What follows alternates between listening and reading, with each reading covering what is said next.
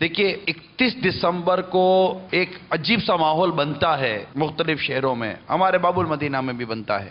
اللہ تعالی ہمیں محفوظ فرمائے، آمین۔ لیکن اگر آپ ذہن بنائیں، نیت کریں نا عاشقان رسول اور ایک تحریک چلائیں، تو ہو سکتا ہے کہ آپ اس رات کئی اسلامی بھائیوں کو فیضان مدینہ لانے میں کامیاب ہو سکیں گے۔ یعنی اگر آپ مطلب یہ ہوتا ہے کہ بعض اوقات آدمی گھر میں بھی رہتا ہے نا، کوئی دوست کھینچ کے لے جاتا ہے، تو ہو سکے تو جو اسلامی بھائی فیضان مدینہ میں ہیں یہ کوئی ایسی ترکیب بنائیں جو اس وقت اپنے گھروں پر ہیں، اللہ کی رضا کے لیے۔ کیا عجب کہ آپ کا گھر سے نکل کر 31 دسمبر کو اپنے دوستوں کو، اپنے احباب کو لے کر فیضان مدینہ میں آنا اللہ کی بارگاہ میں قبول ہو جائے۔ ٹھیک ہے، آپ ابھی گھر پہ بیٹھ کر دیکھ اور سن رہے ہیں، لیکن 31 دسمبر کو آپ کو پتہ ہے جو طوفان بدتمیزی آتا ہے، تو ایک کاش کہ اس رات خاص مدنی مذاکرے کو آپ اپنے اس میں لیں۔ 31 دسمبر کو فیضان مدینہ آئیں۔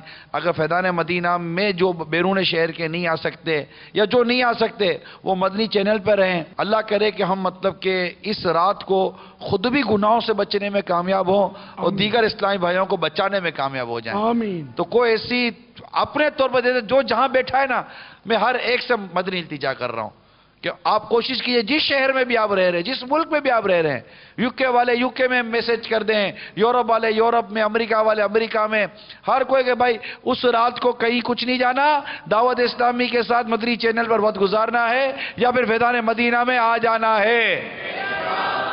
یہ اپنی سنجیدگی کے ساتھ آپ تھوڑا لیجئے، اللہ تعالی ہمیں اصلاح امت کا درد عطا فرمائے۔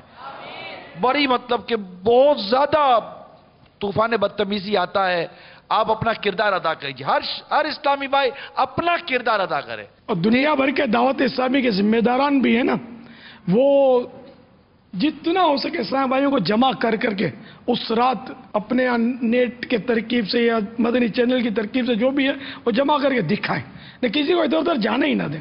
اکٹھے ہو کر دیکھیں گے نا، اس کا فائدہ بہت ہے۔ گھر میں اتنا اسٹیمنا نہیں ہوتا جتنا مل کر آپ کریں گے، تو انشاءاللہ اس رات کو شیطان کا زوردار مقابلہ کریں گے انشاءاللہ۔